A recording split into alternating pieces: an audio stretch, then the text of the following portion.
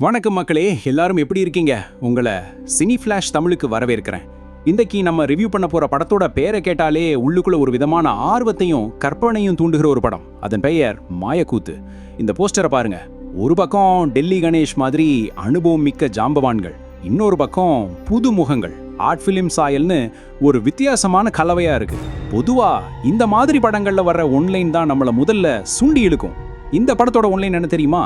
ஒரு எழுத்தாளனின் கதை அவனை அறியாத ஒரு மாயாஜால மற்றும் மர்மமான பயணத்திற்கு அழைத்து செல்கிறது. கேட்கவே ஒரு ஃபேண்டசி நாவலை படிக்க ஆரம்பிக்கிற மாதிரி ஒரு கிளர்ச்சியை கொடுக்குதுல்ல. அதுவும் படத்தோட ஜானர் பாருங்க, அட்வென்ச்சர், டிராமா, ஃபேண்டசி, கிரைம்னு ஒரு ஆல் இன் ஒன் பேக்கேஜ். இது ஒரு சினிமாவா இல்லை ஒரு விருந்தா? சரி, இந்த வித்தியாசமான புத்திசாலித்தனமான கதைக்களம் கொண்ட மாயாக்கூத்து உண்மையிலே ஒரு மாயாஜாலத்தை திரையில நிகழ்த்தியதா இல்லை வெறும் வார்த்தை ஜாலங்களோட நின்று விட்டதா? அந்த மாயக்கூத்தின் நெளிவு சுழிவுகளை முழுசா தெரிஞ்சுக்க வாங்க படத்துக்குள்ள ஆழமா இறங்கி அலசி ஆராய்ஞ்சலாம். சரி, படத்தோட கதை என்னன்னு பார்க்க போனா, முதல்ல இந்த அற்புதமான கதைக்கருவை உங்களுக்கு விளக்க நான் ஒரு சின்ன கேள்வி கேட்கிறேன். கற்பனை பண்ணி பாருங்க, நீங்க ஒரு எழுத்தாளர். உங்க கற்பனையில வர ஒவ்வொரு கதாபாத்திரத்திற்கும் நீங்க தான் கடவுள். அவங்கள சிரிக்க வைக்கலாம், அழ வைக்கலாம், காதலில் விழ வைக்கலாம், ஏன் அவங்க கதையை முடிக்க கூட செய்யலாம். உங்க பேனா முனையின் அசைவில் அவங்க வாழ்க்கை அடங்கி இருக்கு. ஆனா ஒரு நாள் நீங்க உருவாக்குன அந்த கதாபாத்திரங்களே உங்க முன்னாடி ரத்தமும் சதையுமா நிஜ உருவத்தில் வந்து நின்று உங்க சட்டையை பிடிச்சி, ஏயா எனக்கு இப்படி ஒரு சோகமான வாழ்க்கை எழுதுன, என் கதைக்கு ஒரு நல்ல முடிவை கொடு, எனக்கு நியாயம் வேணும்னு கேட்டா எப்படி இருக்கும்? உங்க மொத்த உலகமும் தலைகீழ திரும்பிடும்ல. சரியா? இதுதான் மாயாக்கூத்து படத்தோட ஒன்லைன். இந்த ஒரு வரியே படத்தை பார்க்க தூண்டுற அளவுக்கு சக்தி வாய்ந்தது. இப்போ கதைக்கு வருவோம். நம்ம கதையின் நாயகன் வாசன் ஒரு பிரபலமான வார இதழுக்கு தொடர்கதை எழுதுகிற எழுத்தாளர். இவரை இந்த படத்தின் நிஜ எழுத்தாளரான நாகராஜன் கண்ணனே நடிச்சிருக்கிறார். வாசன் தன் கற்பனை உலகத்தில் மிதப்பவர். அவருடைய எழுத்துல ஒரு அப்பாவி வேலைக்கார பெண், வாழ்க்கை மேல வெறுப்பு கொண்ட ஒரு குடிகாரன், லட்சியமே இல்லாத ஒரு கல்லூரி மாணவன்னு பலதரப்பட்ட கதாபாத்திரங்கள் உயிர் பெறுறாங்க.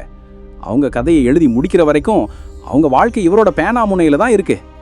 ஆனா கதையில ஒரு பெரிய ட்விஸ்ட். அவரோட கற்பனையில் வாழ்ந்த அந்த கதாபாத்திரங்கள் திடீர்னு நிஜ உலகத்துல அவரோட வீட்டு வாசல்ல வந்து நிக்கிறாங்க. ஒவ்வொருத்தரும் அவங்கவுங்க கதையில இருக்கிற குறைகளை சொல்லி, எங்க கதைக்கு ஒரு நல்ல முடிவை எழுதியாகணும் என்று அந்த கதாபாத்திரங்கள் எழுத்தாளரை கட்டாயப்படுத்துகின்றன. குடிகாரன் கேட்கிறான், ஏன் என்னை எப்பவும் குடிகாரனாவே வச்சிருக்க, எனக்கு ஒரு நல்ல வாழ்க்கை வேணாமா? அந்த வேலைக்காரி கேட்கிறா, ஏன் என் வாழ்க்கையில கஷ்டத்தை மட்டுமே எழுதுற, எனக்கு சந்தோஷம் கிடைக்காதா? இதனால வாசனோட நிஜ வாழ்க்கையும் அவர் எழுதிட்டு இருக்கிற கதையும் ஒன்னோட ஒன்று மோதி ஒரு பெரிய சிக்கல் உருவாகுது. நிஜத்துக்கும் கற்பனைக்கும் நடுவுல மாட்டிக்கிட்ட வாசன் இந்த மாயக்கூத்திலிருந்து எப்படி தப்பிச்சார்? தன் படைப்புகளுக்கு அவர் எப்படி பதில் சொன்னார்? தன் கதாபாத்திரங்களுக்கு நியாயம் வழங்கினாரா? தன் வாழ்க்கையை காப்பாற்றினாரா? இதை ரொம்ப சுவாரஸ்யமாகவும் புத்திசாலித்தனமாகவும் சொல்ற ஒரு ஃபேண்டசி கிரைம் த்ரில்லர் தான் இந்த மாயக்கூத்து படம். சரி, படத்தோட ப்ளஸ் பாயிண்ட்ஸ் என்னன்னு பார்க்க போனா, 1, தமிழ் சினிமாவுக்கு இது ரொம்பவே புதுசான, தைரியமான, புத்திசாலித்தனமான ஒரு முயற்சி. ஸ்ட்ரேஞ்சர் தென் ஃபிக்ஷன், அடாப்ஷன் மாதிரி சில ஹாலிவுட் படங்கள்ல இந்த மாதிரி ஒரு மெட்டா கான்செப்டை பார்த்துருந்தாலும் அதை நம்ம ஊர் சூழலுக்கு, ஒரு வார இதழ் எழுத்தாளன் வாழ்க்கைக்கு ஏற்ற மாதிரி மாற்றினதுக்கு நிறைக்குணர் ஏஆர் ராகவேந்திரனாவுக்கும் எழுத்தாளர் நாகராஜன் கண்ணனுக்கும் ஒரு பெரிய சல்யூட். இது வெறும் ஃபேண்டசி கதை மட்டும் இல்லை, இது ஒரு படைப்பாளிக்கும் அவனோட படைப்புக்கும் நடக்கிற ஒரு தத்துவார்த்தமான போராட்டம். ஒரு படைப்புக்கு உயிர் உண்டா, அதை உருவாக்கியவனுக்கு அதன் மேல் முழு அதிகாரம் உண்டா போன்ற பல ஆழமான கேள்விகளை இந்த படம் எழுப்புது. இந்த ஒரு விஷயத்துக்காகவே இந்த படக்குழுவை நாம தலையில தூக்கி வச்சு கொண்டாடணும்.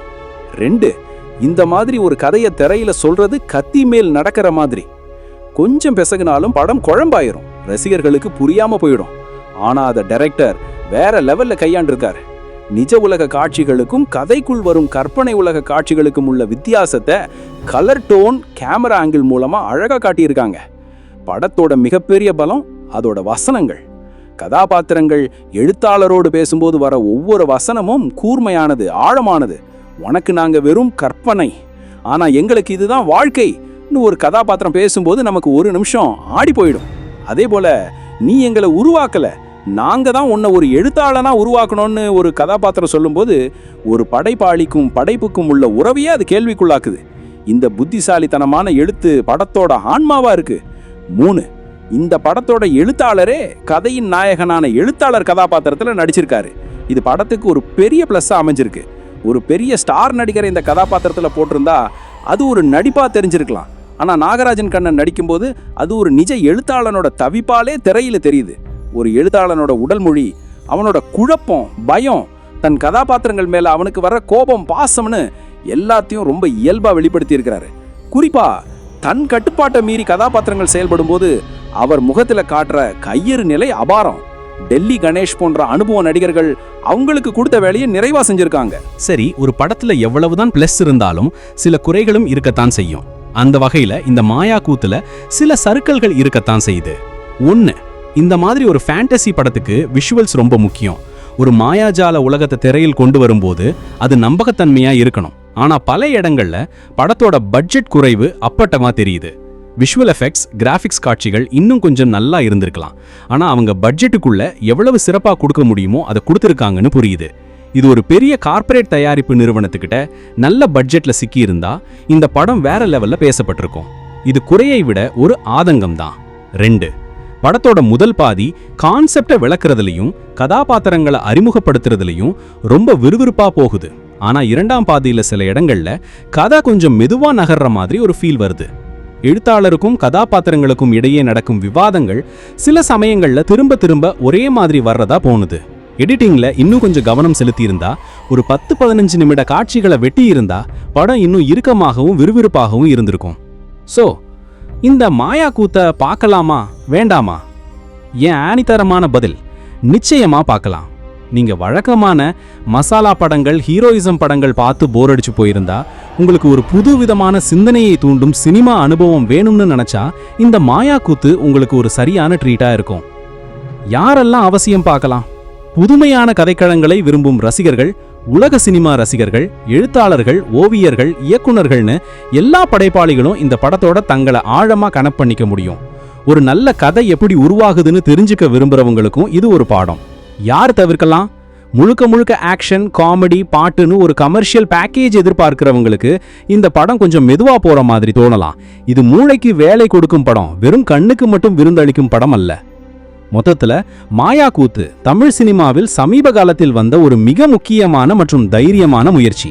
சில தயாரிப்பு தர குறைகள் இருந்தாலும் அதன் புதுமையான கதை கருவுக்காகவும் புத்திசாலித்தனமான எழுத்துக்காகவும் இந்த படத்தை நிச்சயமா கொண்டாடலாம். இது போன்ற முயற்சிகளை நாம் ஆதரித்தால்தான் தமிழ் சினிமா அடுத்த கட்டத்துக்கு செல்லும். நம்ம Cine Flash Tamil channel rating 5க்கு 3.5 ஸ்டார். அந்த 3.5 ஸ்டார் முழுக்க முழுக்க இந்த புதுமையான கதை கருவுக்கும் அதை ஓரளவுக்கு நேர்த்தியா திரையில் கொண்டு வந்த இயக்குனரின் முயற்சிக்கும் எழுத்தாளரின் தனிச்சமான நடிப்புக்கும் தான். தயாரிப்புல இன்னும் கொஞ்சம் கவனம் செலுத்தி இருந்தா இது 4.5 ஸ்டார் வாங்கியிருக்கும். ஓகே மக்களே, நீங்க ஒருவேளை இந்த படத்தை பார்த்திருந்தா உங்க கருத்துக்களை மறக்காம கீழே கமெண்ட்ல சொல்லுங்க. இப்போ உங்களுக்கான ஒரு கேள்வி, உங்க வாழ்க்கையில நீங்க படிச்ச அல்லது பார்த்த எந்த புத்தகத்தின் படத்தின் கதாபாத்திரம் நிஜத்துல வந்து உங்களை பார்க்கணும்னு ஆசைப்படுறீங்க? ஏன் உங்க பதில்களை கமெண்ட்ல தெரிவிங்க, விவாதிக்கலாம். இந்த விரிவான விமர்சனம் உங்களுக்கு பிடிச்சிருந்தா ஒரு லைக் பண்ணுங்க. உங்க நண்பர்களுக்கு ஷேர் பண்ணி இந்த மாதிரி நல்ல முயற்சிகளை ஆதரிக்க சொல்லுங்க. மறக்காம நம்ம சினி ஃபிளாஷ் தமிழ் சேனலுக்கு சப்ஸ்கிரைப் பண்ணி அந்த பெல் ஐகானையும் தட்டி விடுங்க. அடுத்த வீடியோல இன்னொரு சுவாரஸ்யமான படத்தோட ஆழமான விமர்சனத்தோட உங்களை சந்திக்கிறேன். நன்றி மக்களே.